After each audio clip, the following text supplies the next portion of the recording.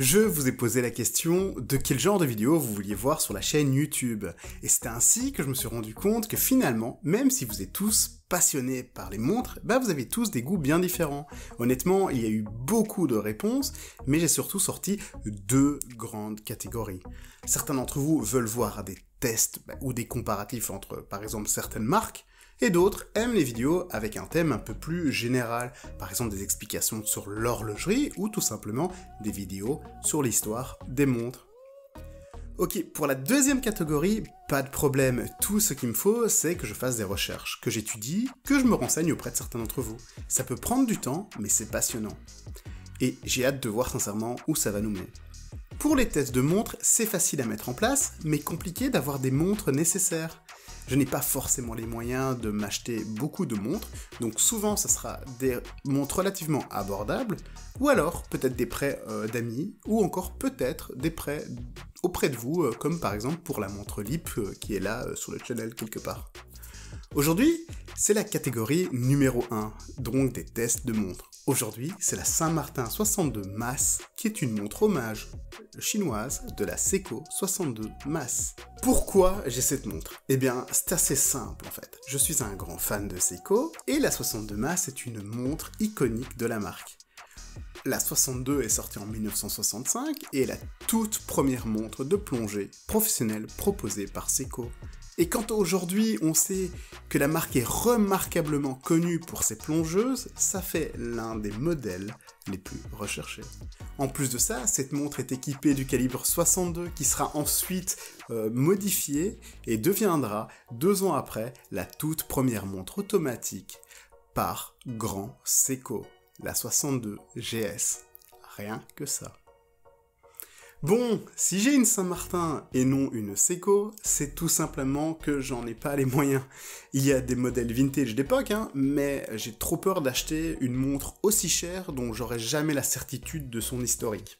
Et il y a aussi la toute nouvelle SLA 017, qui est une réédition de la 62 Mass sortie en 2017, qui est limitée à seulement 2000 exemplaires, et dont les prix en deuxième main sont déjà à plus de 5000 €. Voilà, je n'aurai ni une 62 Mass, ni une SLA 017, mais vu que j'aime beaucoup l'esthétique, je me suis tourné vers une montre hommage, la Saint-Martin. Déjà, vous pouvez voir qu'elle a été fournie dans une petite boîte en plastique noir. Elle est remplie de mousse, d'une carte de garantie, des papiers, quelques outils pour changer votre bracelet, et évidemment d'une montre.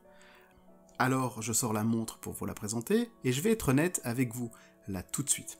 Cette montre m'a beaucoup impressionné. J'y vois beaucoup de points positifs, et je vais tout de suite vous en faire part. Pour commencer, la taille de la montre. Elle fait 40 mm de diamètre, et pour moi, qui n'a pas un énorme poignet, je trouve que c'est parfait. Ça lui permet d'avoir ce côté sport, mais en même temps d'être un peu discrète et élégante. Cette discrétion, elle est aussi due à l'épaisseur de celle-ci qui est de 14 mm. Et je sais que vous allez vous dire, 14 mm c'est assez épais. Mais ici c'est surtout dû au verre en saphir qui est bombé comme il se doit.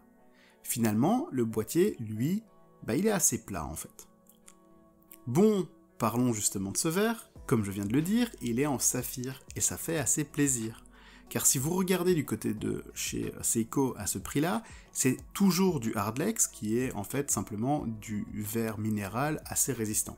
En plus de ça, Saint-Martin n'a pas économisé dans un verre plat, mais a bien proposé un qui est bombé et qui donne un super look à la montre. Cette courbure déforme l'image et on voit surtout ça sur les bouts des index sous certains angles, et moi, ça, j'adore. Une couronne vissée, car la montre étend jusqu'à 200 mètres, et la couronne, comme vous pouvez voir, elle a un petit logo. Nous avons aussi 20 mm entre les cornes, ce qui veut dire que moi, je vais bien m'amuser à changer le bracelet, vu que c'est une taille très standard et j'en ai beaucoup de 20 mm. En parlant de bracelet, il y a ce bracelet en caoutchouc dit waffle en anglais, et je sais plus trop comment on le dit en français, qui est livré avec la montre. Il est plutôt confortable et de bonne qualité. C'est aussi ce type de bracelet qui équipait la 62 Mass en 1965. Bon, globalement, la finition du boîtier est vraiment excellente, et j'adore le souci du détail présent sur l'arrière de la montre. Comme vous pouvez le voir, le logo est un requin, et celui-ci est super bien appliqué sur le dos.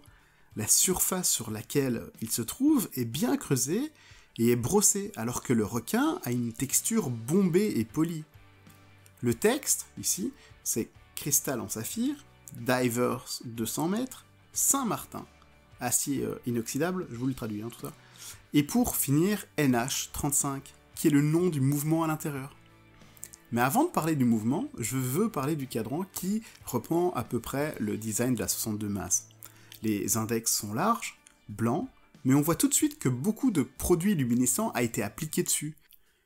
Car très vite, même avec beaucoup de lumière, parfois il brille d'une couleur bien verte. C'est l'une des très grosses forces de cette montre. Dans le noir, elle brille comme aucune autre de mes montres. J'ai personnellement été vraiment impressionné par cet aspect de la San Martin. Sinon, à part ça, l'unique différence par rapport à la Seiko, c'est ce qui est écrit dessus. Au lieu d'avoir Seiko automatique, on a San Martin. Et évidemment, je préfère que ça soit pas marqué Seiko si c'en est pas une, Ça reviendrait à tricher. Pourtant, comme vous avez pu le voir, si vous avez fait attention, il y a écrit NH35 derrière. Le NH35 est un mouvement très connu dans le milieu et un mouvement Seiko. Il est très résistant et il est utilisé dans beaucoup de montres différentes. C'est un bon mouvement pour le prix. Sincèrement, c'est aussi pour cette raison que j'ai choisi cette montre. Je savais que j'allais pas être déçu, car le cœur qui bat dans cette chinoise est un mouvement Seiko. Elle n'est pas donnée, c'est pas une montre hommage chinoise à moins de 50 €. Ici on parle quand même de 160 € environ. Et j'avoue que c'est beaucoup d'argent pour une montre hommage, qui n'a pas d'héritage et qui n'est pas spécialement connue dans le milieu horloger. Personne dans votre vie va dire « Oh super, t'as San Martin !» Personne ne saura ce que c'est. Peut-être qu'un jour vous aurez un Go Seiko qui va se retourner dessus en la confondant avec la vraie, mais peu de chance, avouez-le. Oui, c'est 160 €. Mais j'ai rarement vu, voire jamais vu autant de qualité à ce prix-là. Je la porte très souvent. Vous avez même dû la voir sur mon poignet dans 2 ou 3 vidéos sur cette chaîne. L'unique problème que je vois perso, c'est la lunette rotative qui n'est pas très bien fixée et qui bouge si on applique un peu de pression dessus. Rien de bien grave, mais c'est assez dommage. Voilà, vous avez mon avis, laissez autant de commentaires que possible sous la vidéo, abonnez-vous et je vous dis à la prochaine. Salut!